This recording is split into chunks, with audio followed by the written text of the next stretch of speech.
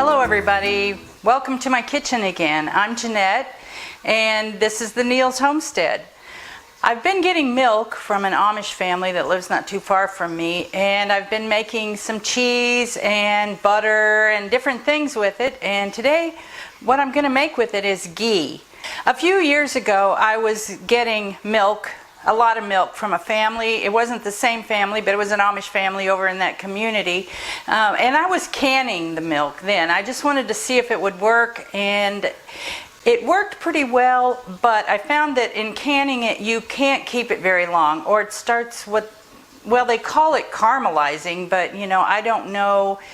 It turns brown anyway. It turns not white, and then it's kind of distasteful after that. Not that it tastes bad, but that it just doesn't look right. It doesn't look like milk anymore.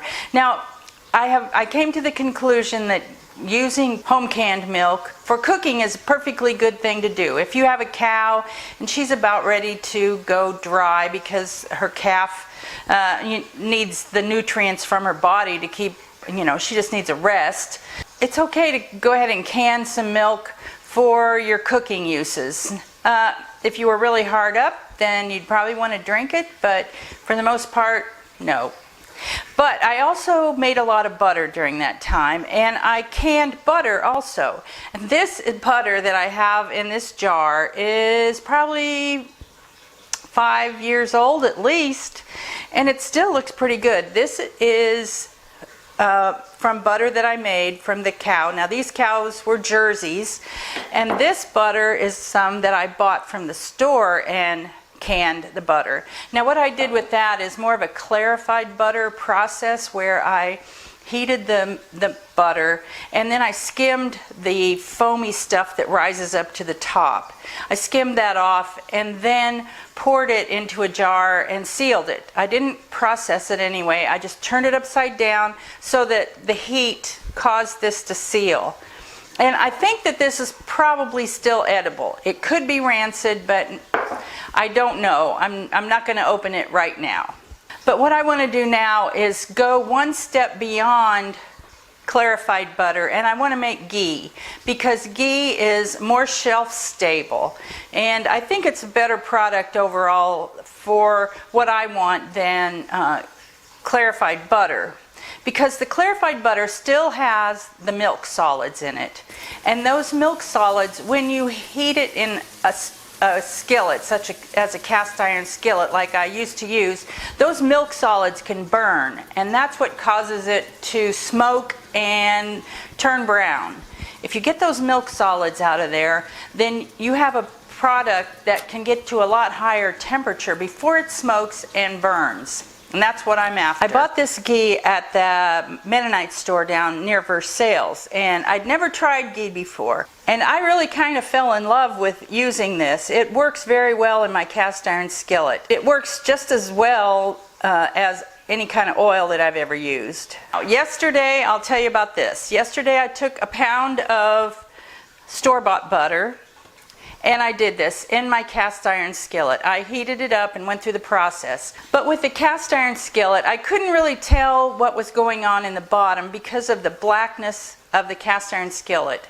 And so I think I let my ghee get a little bit too hot, and those milk solids down in the bottom got a little almost burnt. I think this is okay as far as taste, but it doesn't look as nice because it turned it a little bit dark and gray. And just like you can see that this Jersey butter is so much more yellow, and this store-bought butter, which is probably Holstein, is almost white. That accounts for a difference there. You can see these two, but this one is a little bit gray because of overheating it.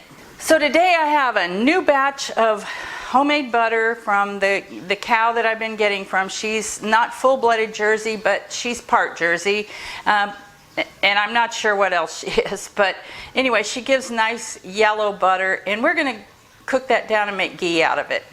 Since it was hard to tell what was going on with my cast iron skillet in there, I've decided to use a stainless steel skillet. I don't have one with a great big bottom. This is the biggest stainless steel skillet I have, but it's going to be fine for that.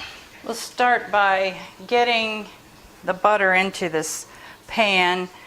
As the butter melts and the heat makes the white foam stuff come to the top, and that's basically water with some milk solids mixed in. And as that increases, that's what we're going to take off. I don't want that to get too hot, so I'm going to turn the burner off. Right now I have an electric stove, so I can turn it off and some heat will be maintained in there. As that foam rises to the top, what I want to do is skim it off. The store-bought butter that I did just yesterday, and that I remember from doing before when I compared the store-bought with the fresh homemade butter, is that the store-bought had a lot more of this foam on top of it. I don't know what that is. I kind of suspect that they whipped something into it to make it go farther, you know, to get more, to make money on it. Now this stuff that I'm taking off of here is perfectly fine to use at bowls starting to get hot, and it's perfectly fine to put on toast or bread or to add to your vegetables when you cook them. If you make, like for instance, mashed potatoes, add this to there. This doesn't have any salt in it, but the butter that I did yesterday did have salt added. It was salted butter, and it seemed to me like the salt was very concentrated in the foam that I took off. So if you do that with store-bought butter, make sure you test it before you dump it in someplace that you're not over salting. Just stirring the bottom so I'd make sure that it doesn't start browning down there more than I want it to yet, because I'm still trying to get the particles off the top. Well, what we have right here is clarified butter because it's got that foam off of it, but there are still milk solids down, and they are down at the bottom. And what we're going to do is turn the burner back on and let it barely cook for a little while, and do this very slowly. This is where I fell down yesterday with my cast iron skillet, because I think I heated it too fast and I couldn't tell that it was getting too hot down there, and because of the dark color of the skillet. I'm going to turn my burner back on very low and pay attention to this. Whenever the little particles on the bottom start looking a little bit brown, then I'm going to call it done. You can see that the butter is turning a little bit brown, and if you can see through what's left in there, down in the bottom there are solids that are starting to brown too, and that's what I'm looking for, but I want to make sure they aren't too brown. I've turned the burner off. I'm going to remove it from the heat. I have continued to stir it, and as I did stir it and keep it cooking, I've had to skim more of the foam off the top. It just kept making foam. I think that at this point it's probably about quit making it. I'm through cooking that. I'm going to let that cool, because at this point it's very hot. I need to let it cool before I go to the next step.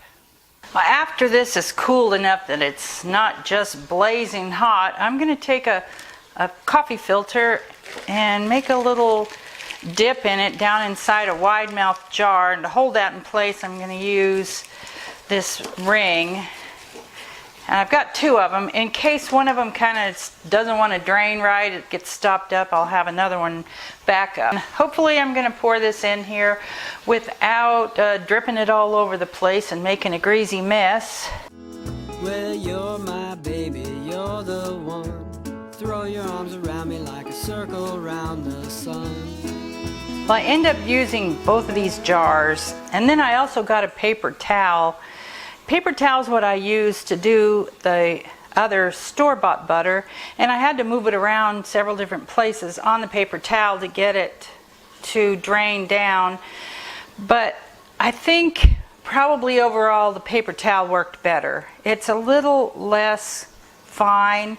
This drained pretty good for a little while, but then there's probably a couple things. As the butter cooled, it probably didn't go through quite as easily.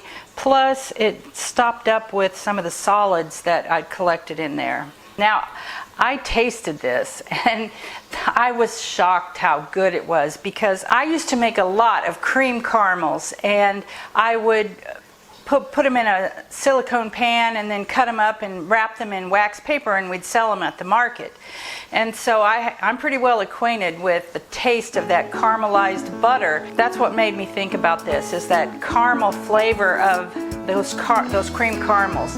And I didn't ever realize that that's what I'm tasting in there. I thought it was just the combination of the cream and the sugar and everything, but it's the browned butter that I'm tasting that tastes so wonderful in those caramels. Well, I'm glad I tried this, and I think I'll probably try it again. I do like that flavor. I do like the convenience of being able to have that butter out at room temperature and use it. I recommend you trying to do it too. Thanks for joining me.